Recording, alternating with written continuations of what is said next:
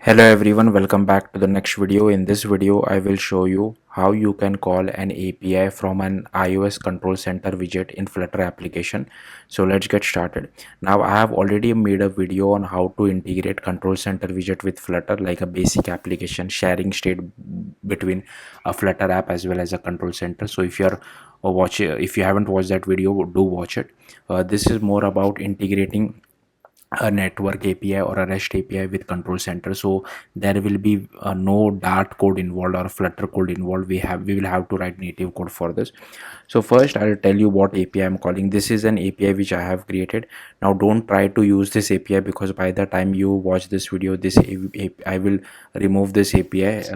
So you can use your own API. That's what I'm saying. And if you concentrate, this API returns a random number every single time we call this API. So if I call this again, here you can see it is returning a random number. So I'm keeping it simple. Then what you will have to do is just go to your Flutter application. Once you create it, just go to iOS and double click on this .exe workspace. It will open it inside Xcode. So let's just wait for this to complete.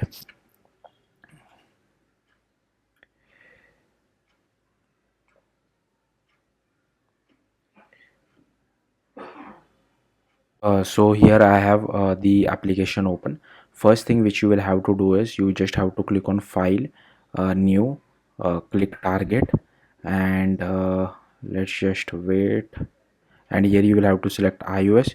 You can just search for widget, select widget extension, click on next, and here you have to give some product name. So I will just give it as my flut widget. You can name it whatever you feel like, but important thing is you have to check this include control as well as include configuration app intent. So that is important.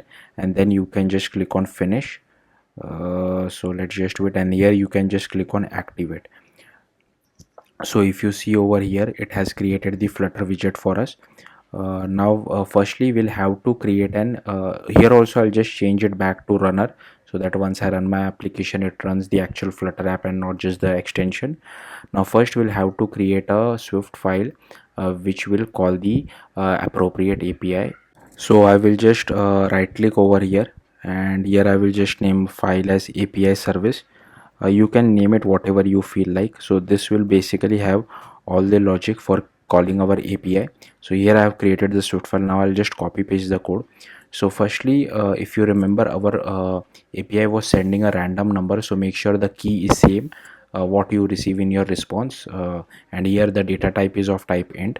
Then I have created this class API service, and here we are creating singleton of it. Here you will have to pass the base URL for your own API, and here we just call this fetch random number API, fetch random number method. So first we are converting our base URL to proper URL.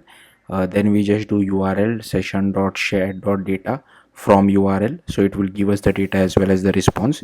And if the here it is a get API, that's why I'm checking for status code as 200. But if you are get API, just check, mostly get API returns 200, but just be careful on this as well.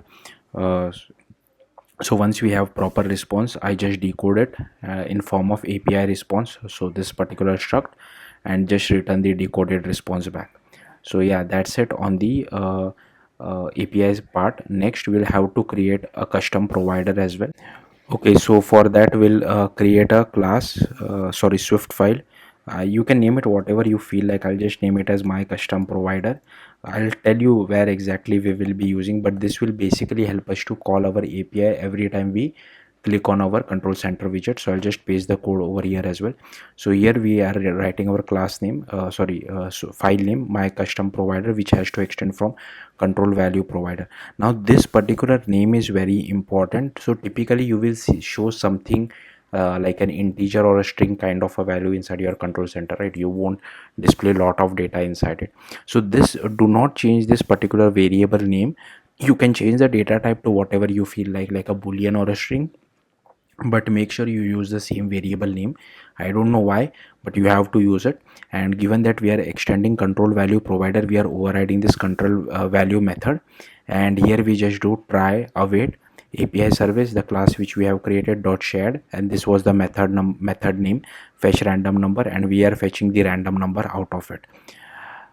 So yeah, Next, we have to go to my Flutter app widget control, and firstly, instead of this particular provider, we have to write like my custom provider which we have created. Now I don't want to display a toggle over here, so what I can do, I can just comment this out, and here I will just paste this particular code. Now at least at the time of me recording, you can't use whatever widget comes to your mind. Like, even though we are using Swift UI code, you can't use any Swift UI widget. You can either use a control widget toggle or a control widget button. So I'm using control widget button because that makes more sense in my case, and I have this increment intent. So if in our button we just have a text which will actually display the value, and the value we will get it from over here, and this particular value will come from my custom provider, which we were sending the random number, and here I'm just displaying an image. Now on click of this button, like we are not actually calling this API on click of the button. This my custom provider automatically does that, but every button requires some kind of an action. I'm not sure if we do nil will it work, or does it still throw error.